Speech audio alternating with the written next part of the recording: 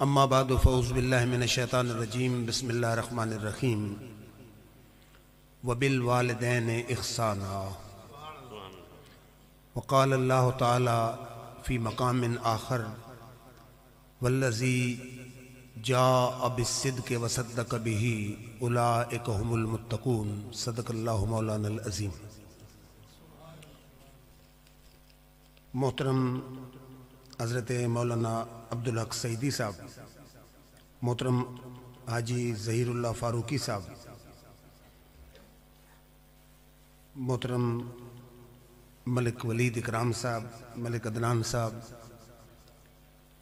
مولانا قاری فرمان علی صاحب خطیب قائد آباد،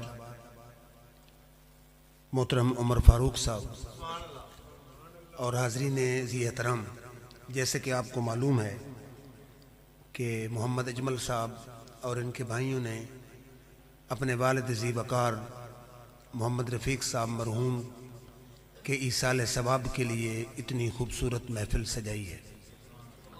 الہ العالمین کے حضور دعا گو ہوں کہ اللہ رب العزت ان کی اس کاوش کو اپنی بارگاہ میں شرف قبولیت عطا فرمائے۔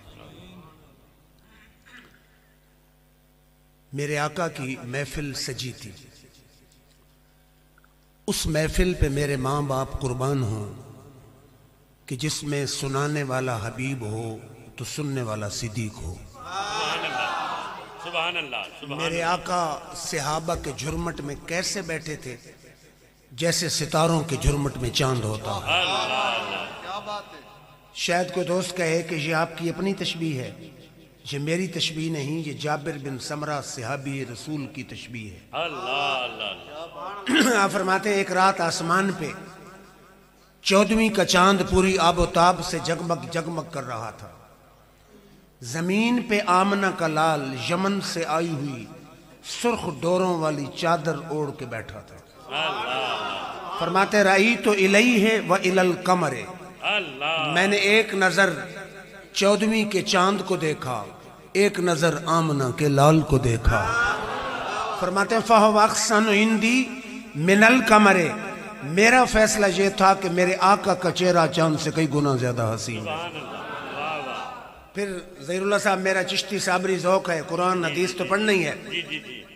اردو شاعر آیا، اس نے کہا تیرے حسن کا کونین میں جواب نہیں، تیرے حسن کا کونین میں جواب نہیں، غروب ہوتا کہیں یہ وہ آفتاب نہیں، یہ انتخاب فقط میرا انتخاب نہیں، خدا کے گھر میں بھی محمد کا جواب نہیں۔ اردو بھی اردو ہے لیکن پنجابی بھی وارث شاہ کی زبان ہے، بلے شاہ کی زبان ہے، خواجہ فرید کی زبان ہے، سلطان باہو کی زبان ہے۔ پنجابی شاعر نے کہا ماہی میرا سب تو سونا زلفاں چھلے ہی چھلے، ماہی میرا سب تو سونا زلفاں چھلے ہی چھلے، لوکی لب دے رب نو اینو رب سنڑے گھلے، شانہ اس دیاں سب تو اچیاں بلے بلے، سائم سونے ہور بھی ہوسن پر میرے بدنی تو تھلے ہی تھلے۔ میرے آقا کی محفل سجی ہے۔ ایک صحابی نے عرض کی حل باقی جا من بر ابویہ شیون ابرہما بعد موتہما، یا رسول اللہ صلی اللہ علیہ وسلم کیا والدین کے مرنے کے بعد بھی ان کا کوئی حق باقی رہ جاتا ہے کہ میں اس کو ادا کروں؟ اب اگر والدین کے وصال کے بعد حق نہ ہوتا تو حضور صلی اللہ علیہ وسلم کو کہنا چاہیے تھا اللہ کوئی حق نہیں۔ آپ نے فرمایا نعم، ہاں میرے صحابی والدین کے مرنے کے بعد بھی اولاد پر ان کے حق باقی رہتے ہیں۔ اس نے کہا جی کون سا حق؟ فرمایا الصلاۃ علیہما، والدین کے مرنے کے بعد ان کی نماز جنازہ پڑھنی والدین کا حق ہے اور اولاد کا فرض ہے۔ اب اگر صرف نماز جنازہ ہی کافی ہوتا تو میرے آقا اسی پر بات ختم کر دیتے۔ فرمایا والاستغفار لہما، صرف جنازہ کافی نہیں، والدین کے لیے دعائے مغفرت کرنا بھی والدین کا حق ہے اور اولاد کا فرض ہے۔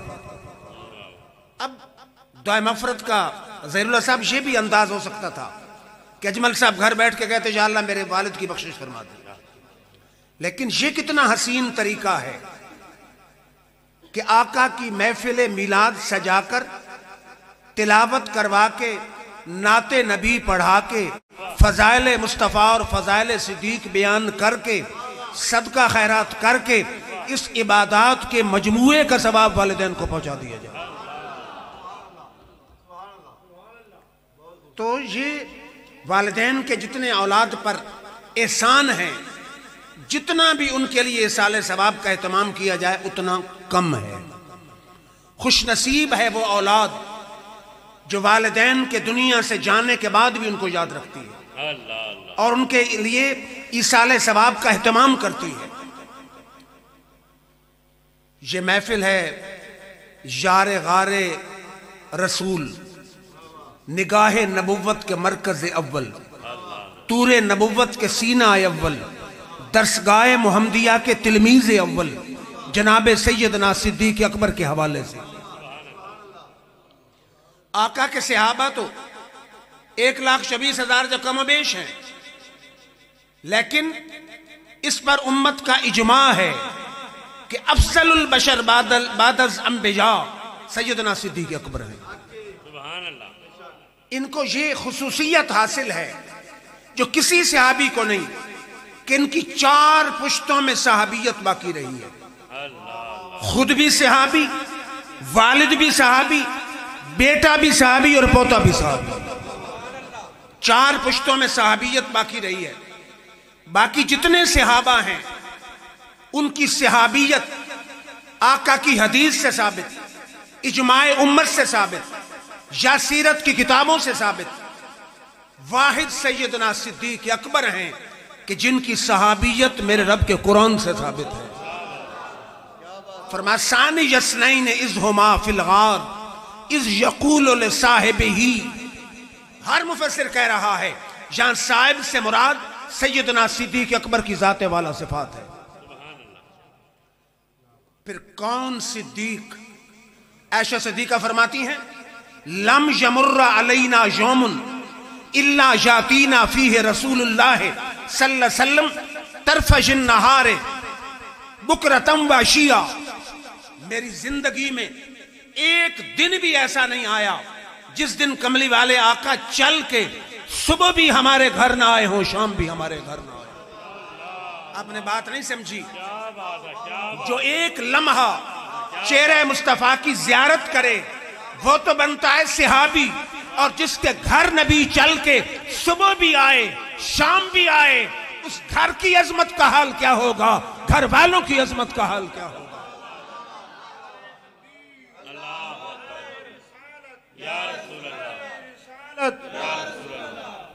شان صدیق اکبر زندہ باد۔ پھر میرے آقا نے فرمایا من سرہ ان ینظر الی عتیق من النار فلینظر الی ابی بکر۔ فرمایا صحابہ اگر تم میں سے کسی خواہش ہے کہ میں دوزخ سے رہا آدمی کی زیارت کروں، فرمایا میرے صدیق کے چہرے کو دیکھ لے۔ فرمایا انت صاحبی فی الغار و صاحبی علی الحوض۔ فرمایا صدیق تو میرا غار کا بھی ساتھی ہے اور حوض کوثر کا بھی ساتھی ہے۔ پھر چشم فلک نے یہ منظر بھی دیکھا کہ سیدنا صدیق آ رہے ہیں، سیدنا عمر فاروق آ رہے ہیں۔ میرے آقا نے فرمایا ذان السمع والبصر۔ فرمایا صدیق و عمر میرے لیے آنکھیں ہیں اور میرے کان ہیں۔ پھر مشکات کی حدیث ہے آسمان پر ستاروں بھری رات تھی، ام المومنین عائشہ صدیقہ نے کہا یا رسول اللہ صلی اللہ علیہ وسلم ان ستاروں کے برابر بھی آپ کی امت میں سے کسی کی نیکیاں ہیں؟ میرے آقا نے فرمایا میرے عمر کی نیکیاں ان ستاروں کے برابر ہیں۔ تو عائشہ صدیقہ نے پوچھا این حسنات ابی بکر، پھر ابو بکر صدیق کی نیکیاں کدھر گئیں؟ میرے آقا نے فرمایا کہ عمر فاروق کی ساری زندگی یوں ہے جیسے عمر کی ساری زندگی یوں ہے جیسے صدیق کی ایک نیکی ہے۔ پھر توجہ فرمائیے، میرے آقا نے فرمایا لا یجتمع، ترمذی کی حدیث ہے، حب ہؤلاء الاربعۃ الا فی قلب مومن ابو بکر و عمر و عثمان و علی۔ فرمایا ان 4 کی محبت سوائے کسی مومن کے کسی دل میں آ ہی نہیں سکتی۔ میرے آقا اشارہ کر گئے کہ جس دل مومن وہی ہوگا کہ جس کے دل میں چاروں کی محبت ہوگی، اور جس کے دل میں ایک بھی محبت نہیں ہے اس کا دل مومن کا دل ہے ہی نہیں۔ فرمایا لا یجتمع حب ہؤلاء الاربعۃ الا فی قلب مومن ابو بکر و عمر و عثمان و علی۔ فرمایا ان چار کی محبت سوائے کسی مومن کے کسی غیر دل میں آ ہی نہیں سکتی۔ ان چار کی محبت اسی کے دل میں ہوگی جو مومن دل ہوگا۔ پھر توجہ فرمائیے، کون صدیق ایک دن گھر میں بیٹھے ہیں نا، ان کے والد ابو قحافہ بھی مسلمان نہیں ہوئے تھے، انہوں نے حضور صلی اللہ علیہ وسلم سبن نبی صلی اللہ علیہ وسلم حضور کی شان میں غلط جملہ استعمال کیا۔ اب کو تو اور میں بیٹھا تھا، روایت کے لفظ ہے فسکہو ابو بکر سکتن، ابو بکر صدیق نے سگے باپ کے منہ پہ تھپڑ مارا، سکت منہ علی وجہہ، سگا باپ چہرے کے بل گر گیا۔ فاتن نبی صلی اللہ علیہ وسلم، صدیق اکبر فوراً کملی والے آقا کی خدمت میں آ گئے۔ فذکر ذالک لہو، سارا ماجرا سنایا۔ میرے آقا چونکہ رحمت للعالمین ہیں، فرما لا تعود الیہ، ابو بکر دوبارہ والد کے ساتھ ایسی بات نہیں کرنا۔ اب ذرا عشق رسول دیکھ، غلامی رسول دیکھ، کہتے ہیں والذی نفسی بیدہ، مجھے اس رب کی قسم ہے جس کے قبضے میں میری جان ہے، لو کان السیف منی قریبا لقتلتہ۔ آقا آپ تھپڑ کی بات کرتے ہیں، مجھے رب کی قسم ہے کہ اگر تلوار میرے پاس ہوتی سگے باپ کا سر قلم کر دیتا۔ جب میں در مصطفیٰ پہ بک چکا ہوں، باپ سے تعلق بعد میں ہے، آمنہ کے لال سے تعلق پہلے ہے۔ نعرہ تکبیر، نعرہ رسالت، نعرہ رسالت، نعرہ تحقیق۔ توجہ ہے حضرات؟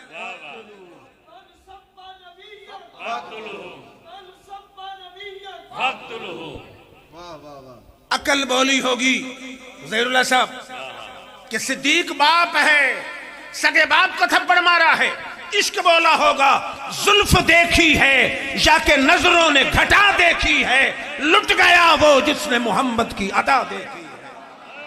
اپنے چہرے سے زلفوں کو ہٹانا نہ میرے آقا، بعد مدت کے مریضوں نے شفا دیکھی ہے۔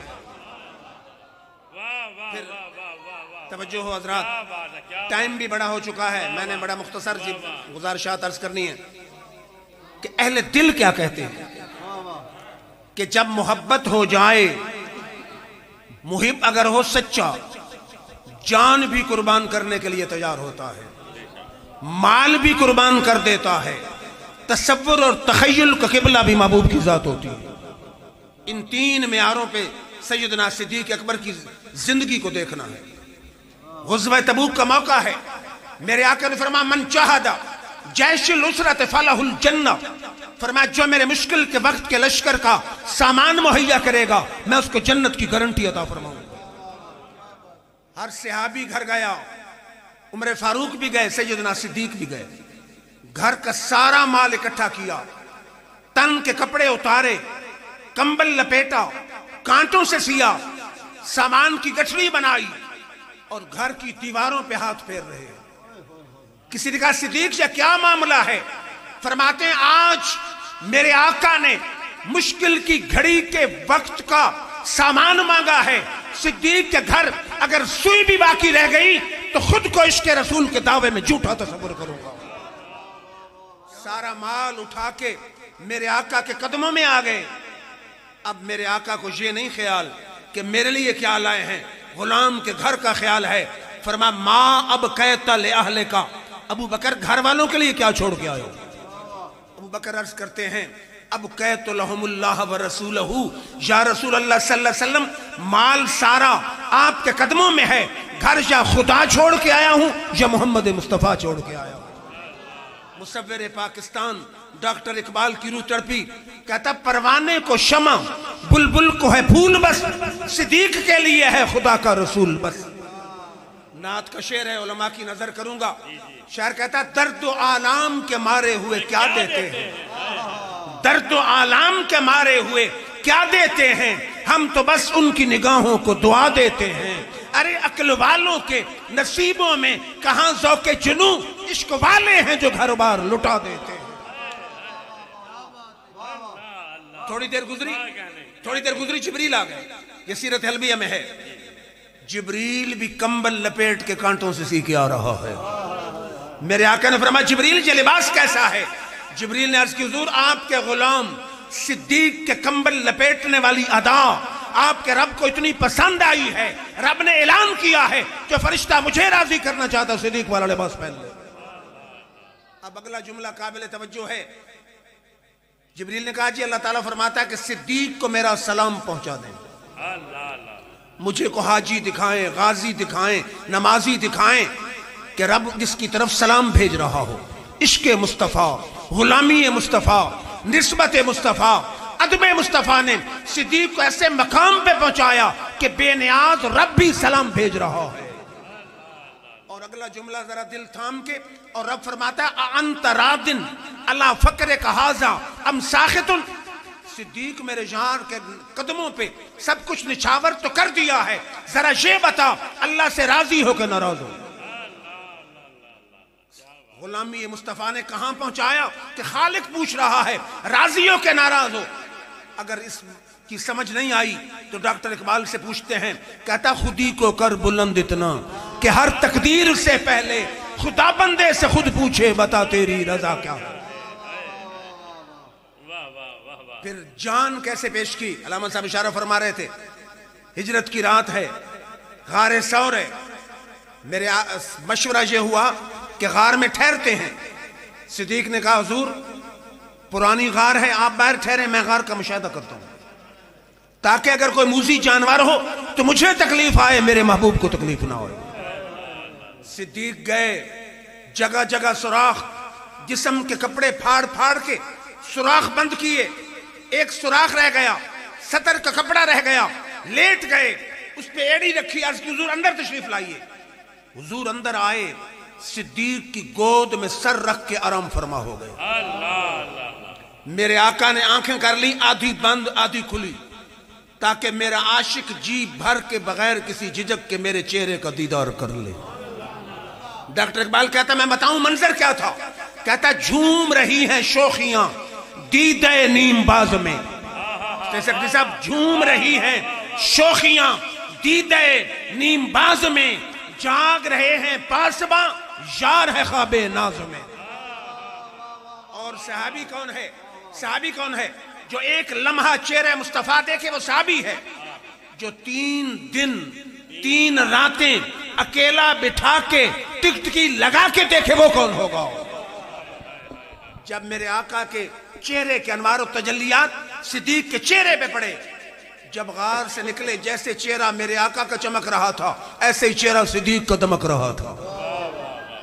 بڑی دلچسپ بات ہے، سیرت والوں نے لکھا ہے جب مدینہ پہنچے انصار جنہوں نے دیکھا نہیں تھا ان سے تمیز نہیں ہو رہی تھی کہ آقا کون ہے اور غلام کون ہے.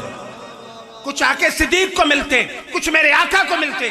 صدیق کو پتا چل گیا کہ انہیں سمجھ نہیں آ رہی. چادر لے کے میرے آقا کے سر پہ کھڑے ہو گئے تاکہ آنے والے کو پتا چل جائے کہ چادر تاننے والا غلام مصطفیٰ ہے، چادر میں بیٹھنے والا محمد مصطفیٰ ہے. نعرہ تکبیر، نعرہ رسالت، نعرہ رسالت. تاجدار ختم نبوت، تاجدار ختم نبوت. نعرہ تحقیق، نعرہ حیدری، نعرہ حیدری. گلی گلی نگر نگر، گلی گلی نگر نگر مسل کے حق اہل سنت. سارے یار حضور دے سونے نہیں کوئی نہ یاراں ورگا، نہ کوئی ہویا نہ کوئی ہو سی انہاں جانساراں ورگا. اج تک دھرتی نہیں جایا انہاں جانساراں ورگا. آزم شان صدیق کے پشتاں ایک کو یار ہزاراں ورگا. اس غار میں رہتا تھا اس گرد سانپ. جب اس کو نبوت کی بھینی بھینی خوشبو آئی شاید کو دوست کہے کہ سانپ کو خوشبو، ہاں میرے آقا نے فرمایا ما من شیئن الا یعلم انی رسول اللہ الا کفرت الجن والانس، فرمایا کائنات کا ہر ذرہ مجھے پہچانتا ہے میں رب کا سچا رسول ہوں سوائے چند جنوں اور انسانوں کے۔ چکر لگانے شروع کیے۔ ہمارے دوست ہیں ماشاءاللہ ولید اکرام صاحب اور عدنان صاحب، ڈاکٹر اقبال کہتا ہے کہ سانپ پتہ ہے کہتا کیا تھا؟ کبھی اے حقیقت منتظر نظر آ لباس مجاز میں، کبھی اے حقیقت منتظر نظر آ لباس مجاز میں، کہ ہزاروں سجدے تڑپ رہے ہیں میری جبین نیاز میں۔ اردو بھی اردو ہے لیکن پنجابی بھی پنجابی ہے۔ پنجابی شاعر نے کہا آسے آسے عمر گزاری تے جھلے خار ہزاراں، مالی باغ نہ ویکھن دیندا آئیاں جدو بہاراں۔ سانپ نے سارے سوراخ چیک کیے، بند تھے، صدیق کی ایڑی والے سوراخ پہ منہ رکھا۔ اور میرا وجدان کہتا ہے، میرا ذوق کہتا ہے کہ جب بھی کوئی چیز پاؤں کو ٹچ کرے تو پتہ تو چلتا ہے۔ سانپ نے زبان حال سے کہا ہوگا صدیق پاؤں ہٹا لو میرے منہ میں زہر ہے، صدیق نے کہا ہوگا تیرے منہ میں زہر ہے میری جھولی میں تریاک ہے۔ سانپ نے کہا ہوگا پاؤں ہٹا لو میرے منہ میں موت ہے، صدیق نے کہا ہوگا تیرے منہ میں موت ہے میری جھولی میں حیات ہے۔ سانپ نے کہا ہوگا پاؤں ہٹا لو میں مارے غار ہوں، صدیق نے کہا ہوگا تو مارے غار ہے میں شارے غار ہوں۔ سانپ نے کہا ہوگا میں جان لینے سے نہ ٹلوں گا، صدیق نے کہا ہوگا آقا کے نام پہ جان دینے سے نہ ٹلوں گا۔ وار کیا اور بار بار کیا، زہر چڑھی، صدیق نے جسم کو جنبش نہ دی، جان جاتی ہے تو جائے میرے آقا کے آرام میں فرق نہ آئے۔ بشریت کے تقاضوں کے تحت زہر چڑھی دماغ میں، آنسو چلے، میرے آنسو میرے کوٹ پہ آتے ہیں، آپ کے آنسو آپ کی قمیص پہ آتے ہیں، میں ان آنسوؤں کی عظمت کو سلام کہتا ہوں جو آتے ہیں تو چہرہ مصطفیٰ پہ آتے ہیں۔ میرے آقا جاگے، فرمایا صدیق کیا بات ہے؟ انہوں نے کہا جی سانپ نے ڈس لیا۔ اب فرق نوٹ کریں اللہ کے نبی اور عام آدمی کا۔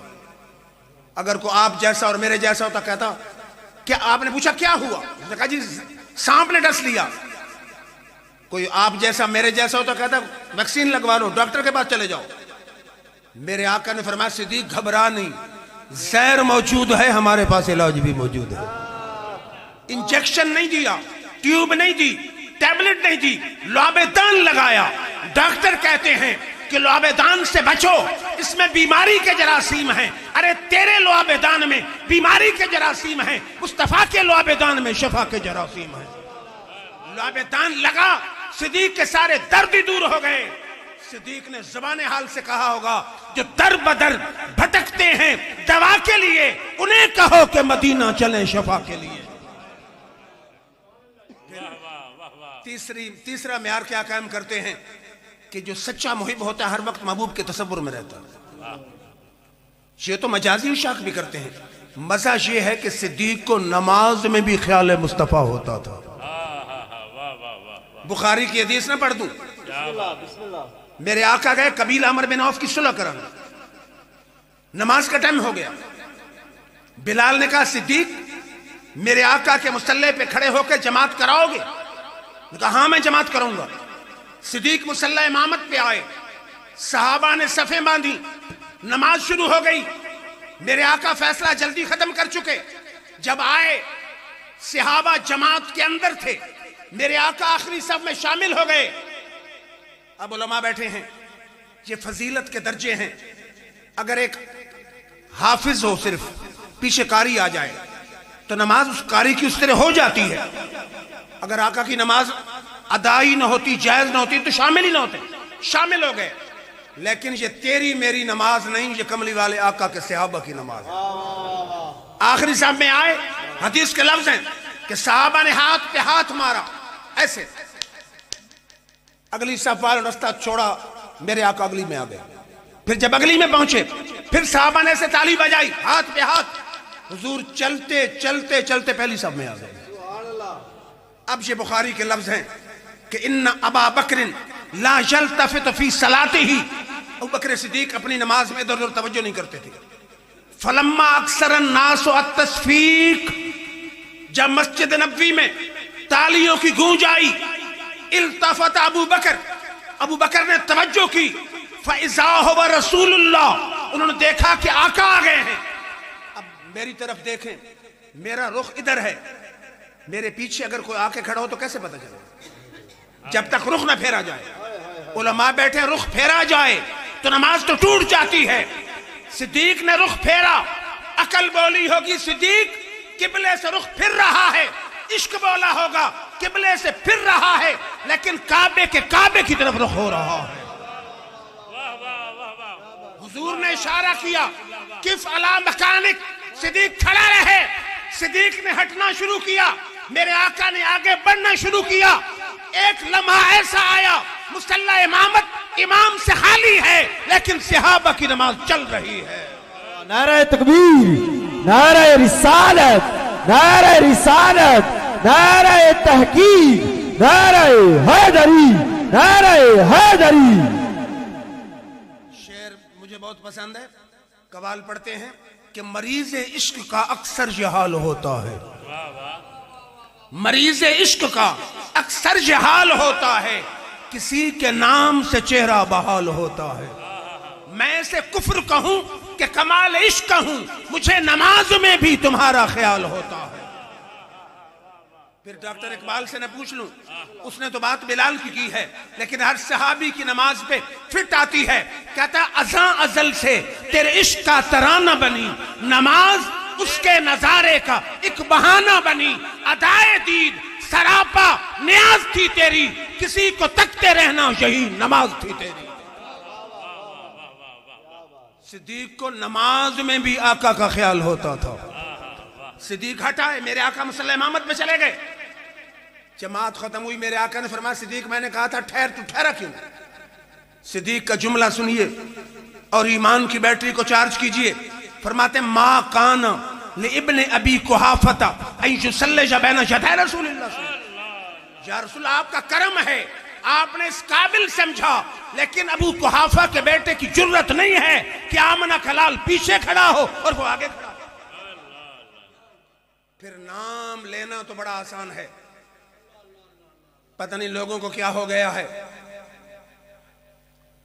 मोहम्मद बिन हनफिया हजरत अली के बेटे हैं, इमाम हसन हुसैन के भाई हैं। हजरत अली से पूछते हैं, हदीस बुखारी में है कि अय्युन्ना से खैरुन बाद नबी सल्लल्लाहु अलैहि वसल्लम। पूछने वाला अली का बेटा है, बताने वाले खुद अली शेर खुदा कि इस उम्मत में सबसे बेहतर कौन है हुजूर के बाद? अय्युन्ना से खैरुन बाद नबी सल्लल्लाहु अलैहि वसल्लम।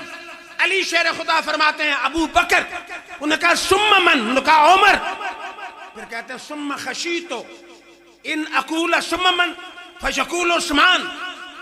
फिर मुझे ये फिक्र हुई कि मैं कहूं फिर कौन है, तो उस्मान गनी का नाम लेंगे। मैंने सवाल का पैटर्न बदला, अंदाज बदला। मैंने कहा सुम्मा अंता, फिर आप हैं। फरमा मा अना इल्ला रजुलुम मिनल मुस्लिमीन। ये अली शेर खुदा की आजिज़ी है। फरमा मैं तो आम मुसलमानों की तरह एक मुसलमान हूं। फिर मुजद्दिल फिसानी उठाएं, दाता अली हजवेरी की कुतब उठाएं, गौसे आजम की कुतब उठाएं, पीर मेरे अली की उठाएं, शम्सुल आरिफीन सियालवी की उठाएं। हर वली ने माना है कि इस उम्मत में सबसे अफजल कोई है तो सैयदना सिद्दीक अकबर है। फिर जरा ये देखना चाहिए ना, लोग कहते हैं मैं नौकर साहबा का, कि नौकर तो वो है जो साहबा के नजरिए को रखे, अकीदा रखे। सिद्दीक अकबर का वक्त विसाल आया, तफसीर कबीर इमाम फखरुद्दीन राजी फरमाया सहाबा की जमात मेरी वसीयत सुनो, जब मर जाऊं गुस्ल दे के, कफन दे के, जनाजा पढ़ के, मेरी मैयत उठा के आका के हुजरे के सामने लाना कि गुलाम हाजिर है, इजाजत मिले तो अंदर दफन करना, वरना जन्नतुल बकी में। अब जनाजा उठाने वाले कि आपके इस शाम के भटियां के बरेलवी नहीं थे, देवबंदी नहीं थे। जनाजा उठाने वाले उमर फारूक थे, उस्मान गनी थे, अली शेर खुदा थे, अशरा मुबशरा थे, सुलह हुदैबिया वाले 1500 सहाबा थे। किसी ने ये नहीं कहा कि नबी तो नऊज़ुबिल्लाह मर के मट्टी में मिल गया है। सहाबा ने जनाजा उठाया और मदीने की गलियों में घुमाया। کہ عاشق کا جنازہ ہے ذرا دھوم سے نکلے، محبوب کی گلی ہے ذرا گھوم کے نکلے۔ جنازہ آ گیا حضور کے حجرے کے سامنے، دروازہ بند تھا، صحابہ نے عرض کی حضور غلام حاضر ہے، دروازہ خود بخود کھل گیا، اندر سے آواز آئی ادخل الحبیب الی الحبیب، دیر کس بات کی ہے یار کو یار سے ملا دو۔ جو عقیدہ 1400 سال پہلے سیدنا صدیق اکبر نے پیش کیا، وہی اس برے صغیر میں 1400 سال بعد مجدد دین و ملت شاہ احمد رضا خان نے پیش کیا۔ فرماتے چمک تجھ سے پاتے ہے سب پانے والے، میرا دل بھی چمکا اے چمکانے والے، تو زندہ ہے واللہ تو زندہ ہے واللہ، میری چشم عالم سے چھپ جانے والے۔ پھر اٹھائیے تفسیر البیان، میرے آقا ہے مسجد نبوی میں، صدیق اکبر بھی آگئے، بلال حبشی بھی آگئے، آذان کا وقت ہوا، بلال نے آذان دی، جب پہنچا نا بلال اشہد ان محمد رسول اللہ پہ، صدیق اکبر نے انگوٹھے چوم کے آنکھوں سے لگا دی۔ اب اگر یہ بدعت تھا، ناجائز تھا، غلط تھا، شرک تھا، تو نبی تو غلط کام دیکھ کے چپ رہ ہی نہیں سکتا، ٹوکا کیوں نہیں؟ آذان ختم ہوئی، میرے آقا نے فرمایا من فعل مثل خلیلی کنت لہو قائدن الی الجنہ، جو میرے شعار صدیق کی سنت پہ چلے گا، آذان میں میرا نام سن کے انگوٹھے چوم کے آنکھوں پہ لگائے گا، میں انگلی سے پکڑ کے خود جنت میں لے کے جاؤں گا۔ تعظیم جس نے کی ہے محمد کے نام کی، اللہ نے اس پہ آتش دوزخ حرام کی۔ ذرا علی شیر خدا کی بات نہ کر دوں، صدیق کون ہے کہ نام پہ انگوٹھے چوم رہے ہیں؟ ذرا ایک اور بات بھی ان کی کر لیں، یہ بھی تفسیر کبیر امام فخر الدین رازی فرماتے ہیں کہ میرے آقا نے دی انگوٹھی کہ صدیق اس پہ لفظ اللہ لکھوا کے لاؤ۔ سبحان اللہ۔ انگوٹھی لے کے چلے، دل میں خیال آیا لفظ اللہ نہ ہو اور محمد نہ ہو، صدیق تیرا عشق رسول کا دعویٰ کدھر گیا؟ سنار کے پاس پہنچے، کہا سنار اللہ بھی لکھ محمد بھی لکھ۔ سنار نے لکھا اللہ محمد، جب انگوٹھی آقا کے پاس لائے لکھا تھا اللہ محمد ابو بکر۔ میرے آقا نے کہا صدیق میں نے لفظ اللہ کہا تھا، تو محمد بھی لکھوا لایا، ابو بکر بھی لکھوا لایا۔ صدیق حیران ہے کہ محمد میں نے لکھوایا، ابو بکر کس نے لکھایا؟ تھوڑی دیر گزری، جبریل آ گیا، اس نے کہا الہ العالمین فرماتے ہیں کہ تیرا اتنا سچا سچا غلام ہے کہ میرا نام تیرے نام کے بغیر گوارا نہیں کرتا، تیرا نام صدیق نے لکھایا ہے، صدیق کا نام خود خدا نے لکھایا ہے۔ نعرہ تکبیر، نعرہ رسالت، نعرہ رسالت، نعرہ تحقیق، نعرہ حیدری، نعرہ حیدری، نعرہ غوثیہ۔ تعظیم جس نے کی ہے محمد کے نام کی، اللہ نے اس پہ آتش دوزخ حرام کی۔ حضور نے کہا نہیں، حضور کا نام لکھا رہے ہیں۔ اب ذرا علی شیر خدا کی طرف آئیے، صلح حدیبیہ لکھا جا رہا ہے، معاہدہ لکھا من محمد رسول اللہ۔ کافروں کے کاتب نے قاصد نے کہا کہ رسول اللہ مٹاؤ، اگر رسول اللہ مان لے تو جھگڑا ہی ختم۔ میرے آقا نے فرما لی مٹا دے، حضور نے فرما لی مٹا دے، فرماتے لا امہو ابدا، یا رسول اللہ میں صحابی ہوں، صحابی اس وزن پہ اور نہیں ہوں، میرے ہاتھ آپ کا نام لکھنے کے لیے بنائے گئے ہیں، مٹانے کے لیے نہیں بنائے۔ پتہ نہیں میں آپ کو سمجھا سکا یا نہیں، آج دنیا مسجدوں سے آقا کا نام مٹاتی ہے اور کہتے ہم نوکر صحابہ کے ہیں، صحابہ وہ تھے، آقا نہ کہیں تو نام لکھا دیتے ہیں، مٹانے کے کہیں تو مٹاتے نہیں ہیں۔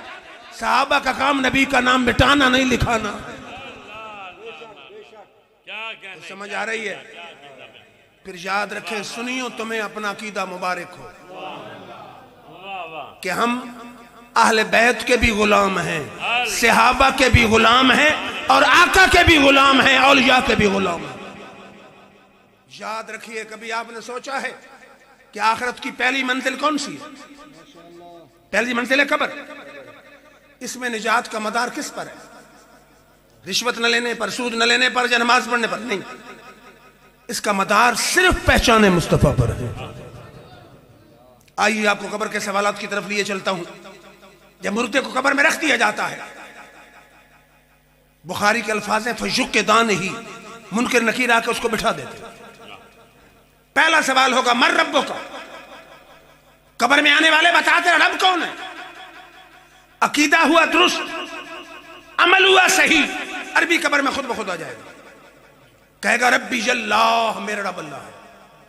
دنیا کے کسی عالم سے پوچھیں جان چھوٹی نہیں، پھر مجھے کہنے دیجئے عقیدہ توحید، اگر صرف عقیدہ توحید نجات کے لیے کافی ہوتا دوسرے سوالوں کی ضرورت ہی نہیں تھی۔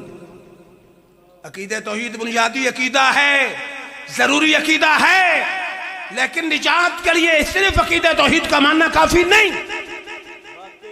پھر تم کون سی توحید لیے پھرتے ہو؟ ایک اقرار توحید ہے ابلیس کے انداز میں، ایک ہے جبریل کے انداز میں۔ دونوں بتا دیتا ہوں، جو سوٹ کرے اپنا لیں۔ ابلیس کا رنگ کیا ہے؟ آپ حیران ہوں گے کہ ہمارے مفسرین لکھتے ہیں 80,000 سال تک ابلیس نے اللہ کی زمین کے چپے چپے پر عبادت کی ہے۔ جنت آنکھوں سے دیکھ کے مانتا ہے، دوزخ آنکھوں سے دیکھ کے مانتا ہے، فرشتے آنکھوں سے دیکھ کے مانتا ہے، آخرت کا قائل، جنت کا قائل، دوزخ کا قائل، اللہ کی توحید کا قائل، فرشتوں کا قائل، کافر کیوں ہے؟ آدم علیہ السلام کا پتلا تیار ہوا، میرے رب نے فرمایا اسجدوا لآدم، فرشتوں اور ابلیس آدم کے آگے سجدہ تعظیمی کرو۔ ابلیس نے کہا یا اللہ میں سجدہ نہیں کروں گا، غیر اللہ کے سامنے نہیں جھکوں گا، تیرے آگے جھکوں گا۔ اگر یہ انداز اقرار توحید ہوتا میرے رب کو پسند تو ابلیس کو ملنا چاہیے تھا گولڈ میڈل، لیکن میرے رب نے کیا فرمایا؟ فرمایا اِنَّ عَلَيْكَ لَعْنَتِي إِلَىٰ يَوْمِ الدِّينِ۔ شیطان جس اقرار توحید کے ساتھ نبی کا ادب شامل نہیں ہمارے دربار میں قبول ہی نہیں ہے۔ پھر اس مقام پہ آیا خواجہ نصیر الدین گولڈوی، فرماتے ہیں فقط توحید کا شیطان بھی ہے قائل، یوں تو شرط ایمان ہے محمد کی غلامی یہ نہ بھول، ان سے نسبت نہ اگر ہو تو محاسن بھی گناہ، وہ شفاعت پہ ہو مائل تو جرائم بھی قبول۔ پتہ نہیں آپ نے شعر سمجھا ہے یا نہیں؟ فرماتے ہیں نبیوں کی تعظیم سے آری توحید کا شیطان قائل ہے، لیکن شرط ایمان غلامی مصطفیٰ ہے۔ آقا سے تعلق نہیں ہے نیکیاں برباد ہیں، آقا سے کنیکشن لگ جاتا ہے خدا تیرے گناہ بھی نیکیوں میں بدل دے گا۔ شاید میرے کچھ دوست نہ سمجھ سکے ہوں، خواجہ نصیر کو پنجابی شعر آیا، اس نے کہا جے تو چاہے مومن بننا بن خدمتگار نبی دا، جے تو چاہے مومن بننا بن خدمتگار نبی دا، کس کم حج زکاة نمازاں جے کریں انکار نبی دا، جے توحید دی لذت چاہے پہلے کر اقرار نبی دا، آزم کس کم سجدے تیرے جو نہ ہو بھی دل وچ پیار نبی دا۔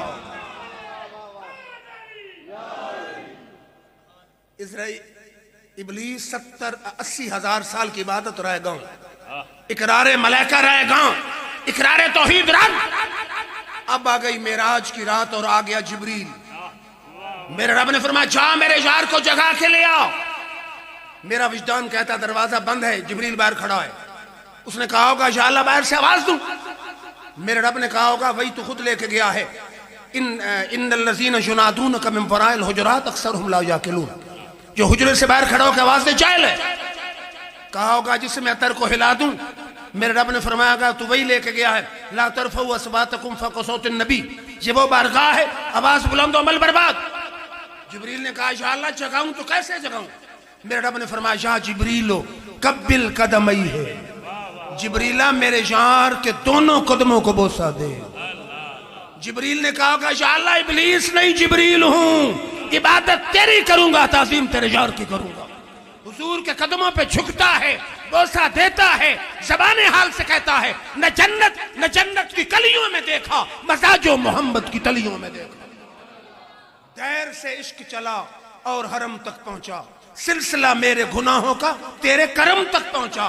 تیری معراج تو یہ ہے کہ تو لوح قلم تک پہنچا، میری معراج تو یہ ہے کہ میں تیرے قدم تک پہنچا۔ جو نبی کے قدموں پہ جھک گیا اسے سدرۃ المنتہا پہ بٹھا دیا گیا۔ ہے ابلیس بھی توحید کا قائل، ہے جبریل بھی قائل، جس اقرار توحید کے ساتھ نبی کا ادب نہیں ہے، قرآن در درگاہ ہے، جو نبی کے قدموں پہ جھک جاتا ہے اس کی جگہ سدرۃ المنتہا ہے۔ پھر دوسرا سوال ہوگا ما دینوں کا دین کون سا ہے؟ عربی کی فکر کی ضرورت نہیں، عربی قبر میں خود بخود آ جائے گی۔ عقیدہ عمل درست ہوا، جب آپ کی توفیق اللہ دے گا کہے گا دینی الاسلام، میرا دین اسلام ہے۔ دنیا کے کسی سکالر سے پوچھیں جان چھوٹ گئی نہیں، جب تیسرے سوال کا موقع آئے گا، بخاری اور مسلم میں ہے ہی صرف ایک سوال، پہلے دو سوال ہیں ہی، وہ تو ابو داؤد اور مسند امام احمد میں ہے۔ تیسرا سوال ایک ہی سوال ہے بخاری اور مسلم میں، قبر ہے آپ کی شام کے بھٹیاں کی، میرے آقا ہے مدینہ میں سبز گنبد میں۔ جب تیسرے سوال کا موقع آئے گا، فاصلے سمٹ جائیں گے، پردے ہٹ جائیں گے، نقاب ہٹ جائیں گے، حضور اپنی مزار میں، مردہ اپنی قبر میں، ہر قبر والے کے سامنے آقا کے چہرہ آ جائے گا۔ اب فرشتہ کرے گا اشارہ، ما کنت تقول فی ھذا رجل، او توحید ماننے والے، دین ماننے والے، ذرا یہ بتاؤ اس ہستی مقدس کے بارے میں دنیا میں کیا کہتا رہا۔ پھر سنیوں کا امام آیا، آپ فرماتے ہیں آج لے ان کی پناہ، آج مدد مانگ ان سے، کل نہ مانیں گے قیامت میں اگر مان گیا۔ پھر پنجابی کے شعر مجھے بہت پسند ہے علامہ صاحب، پنجابی شعر کہتا ہے جدو میں مریا، میں سے مراد سارے ہیں، جدو میں مریا میںڈے بہن بھیرا میری میت نیر وہان لگے، نیر سمجھتے ہیں نا آنسو، جدو میں مریا میںڈے بہن بھیرا میری میت نیر وہان لگے، میرے نال محبتاں کرن والے ہتھی قبر تے مٹیاں پان لگے، میں رو آکھیا ذرا ٹھہرتے جاؤ کیوں کلیاں چھوڑ کے جان لگے، آواز آئی گھبراؤ نہیں کملی والے تشریف لے آن لگے، آواز آئی گھبراؤ نہیں کملی والے تشریف لے آن لگے۔ پھر دنیا میں اصول کیا ہے، ہمارے علاقوں میں تو ہوتا ہے نا کہ مرد، عورتیں گھر سے باہر نہیں آتی، میت جب گھر سے نکالی جاتی ہے، مرد دفن کر کے واپس آ جاتے ہیں، جب دفن ہو گیا باپ بھی واپس، چچا بھی واپس، ماموں بھی واپس، بھائی بھی واپس، جگری یار بھی واپس، جب سارے واپس آ جاتے اس وقت امن کلال آ جاتا ہے۔ جڑے کہندے سی مرانگے نال تیرے، جڑے کہندے سی مرانگے نال تیرے، اج انہاں بھی باریاں ماریاں نہیں، جڑے ترستے دید نو دنے راتی، اج انہاں بھی بازیاں ہاریاں نہیں، جدو خزانے باغ چبال کھولے پنچھی اڑ گئے مار اڈاریاں نہیں، او محمد بوٹے آ جھوٹے جگ سارا سنے محمد دیاں سچیاں یاریاں۔ ترنم ہو گیا پہلے، توجہ فرمائیں، پھر کیا ہوگا کہ حضور کا چہرہ سامنے آئے گا۔ ابو داؤد کی حدیث ہے، فرشتہ لوہے کا گرز ہاتھ میں اٹھا کے بیٹھا ہے، اگر نہ پہچان سکا گرز سر میں مارے گا، بندہ مر جائے گا، ختم ہو، پھر زندہ ہو جائے گا، پھر گرز مارے گا، یہ سلسلہ چلتا رہے گا۔ اگر پہچان گیا قبر کو جنت کا باغ بنا دیا جائے گا، حد نظر تک قبر وسیع ہو جائے گی، اور فرشتہ کہے گا نم کنومت العروس الذی لا یوقظ اللہ علیہ، او نبی کا عاشق دلہن والی نیند سو جاؤ، اب تجھے قیامت تک قبر میں کوئی ڈسٹرب کرنے والا ہے ہی نہیں۔ ڈاکٹر اقبال کہتا ہے کہ یہ خوش نصیب لوگ قبر کے سوالوں میں کامیاب کہتے کیا ہوں گے قبر میں کامیاب ہو کر؟ وہ کہتے ہوں گے تجھے کیا بتاؤں اے ہم نشین ہمیں موت میں جو مزہ ملا، تجھے کیا بتاؤں اے ہم نشین ہمیں موت میں جو مزہ ملا، نہ ملا مسیح و خضر کو وہ حیات عمر دراز۔ قبر میں نجات کا سارا دار و مدار پہچان مصطفیٰ پر ہے، اور پہچان کا سارا دار و مدار عشق مصطفیٰ پر ہے۔ دل میں حضور کی محبت ہے تو پہچان ہے، پہچان ہے تو نجات ہے۔ پھر بلال حبشی کا وقت موت آیا نا، بیوی رو رہی تھی، بلال مسکرا رہا تھا، بیوی کہتی ہائے افسوس، بلال کہتا ہے ہائے خوشی، بلال کہتا ہے پاگل ہو گئی ہو، وہ کہتی بیوی کہتی ہے تم پاگل ہو گئے ہو، دوستوں کو چھوڑ رہے ہو، رشتہ داروں کو چھوڑ رہے ہو، خوشی کا مقام یا غم کا مقام؟ بلال کہتا ہے تیری پسند اور ہے، میری پسند اور ہے، مجھے بچوں کو چھوڑنے کا غم نہیں، بیوی کو چھوڑنے کا غم نہیں، خوشی اس بات کی ہے چند گھڑیوں بعد قبر میں دیدار مصطفیٰ ہو۔ ارے دل کیوں نہ ہو مضطرب یار موت کی انتظار میں، سنا ہے کہ مجھ کو دیکھنے وہ آئیں گے مزار میں۔ لوک میں آن ڈرایا رات قبر دی کالی، میں سنیا اتھے اس اونا جدے موڑے کملی کالی۔ پھر اہل سنت کے امام آخری بات، شاہ احمد رضا خان کا وقت وصال ہے، فرمایا میرے دوستو میری قبر گہری کھود لو۔ لوگوں نے کہا لوگ تو گہری قبر سے گھبراتے ہیں، قبر تو اندھیری ہے، فرمایا اندھیری قبر ہوگی میرے دشمنوں کی، میں نے تو قبر کی روشنی کا انتظام کر لیا۔ پوچھا انتظام کیا؟ فرماتے لحد میں عشق رخ شاہ کا داغ لے کے چلے، اندھیری قبر سنی تھی چراغ لے کے چلے۔ ہم نے اپنے دل میں آقا کش کی شمع جلا لی ہے، ہماری قبر اندھیری نہیں بلکہ نور علی نور ہوگی۔ پھر نورانی صاحب گئے نا انگلینڈ، ایک انگریز کو کلمہ پڑھانے کا شرف حاصل ہوا۔ انگریز نے کہا mister Noorani please give me a brief concept of Islam, مختصر جملے میں اسلام کا نچوڑ بتائیں۔ نورانی صاحب نے کہا پلیز سپیل دا ورڈ اسلام، اسلام کے لفظ کی سپیلنگ کر۔ اس نے کہا ISLAM۔ آپ نے فرمایا I means I, S means shell, L means love, A means always, M means Muhammad. Islam is a compromise which means that I shall always love Muhammad. اسلام خدا کے ساتھ وعدہ ہے، معاہدہ ہے، بانڈ ہے، جب تک اس تن میں جان رہے گی تیرے یار کے نام پہ قربان رہے۔ قوت عشق سے ہر پست کو بالا کر دے، ارے دہر میں اس میں محمد سے اجالا کر دے۔ پھر عقل سوچتی ہے کہ وہ حضور سے وفا کروں گا تو ملے گا کیا؟ ڈاکٹر اقبال نے کیا خوبصورت بات کی، کہتا کی محمد سے وفا تو نے تو ہم تیرے ہیں، کی محمد سے وفا تو نے تو ہم تیرے ہیں، یہ جہاں چیز ہے کیا لوح و قلم تیرے ہیں۔ ماشاءاللہ عمر فاروق صاحب کی وساطت سے جہاں حاضری کا شرف حاصل ہوا، میں ان کا بھی شکریہ ادا کرتا ہوں سب علماء کا کہ آپ نے بڑے محبت اور ذوق کے ساتھ میری گزارشات کو سنا۔ الہ العالمین کے حضور دعا گو ہوں ہم سب کی حاضری کو اپنے حبیب کی بارگاہ میں شرف قبولیت عطا فرمائے۔ وآخر دعوانا درود و سلام کے لیے کھڑے ہوئے۔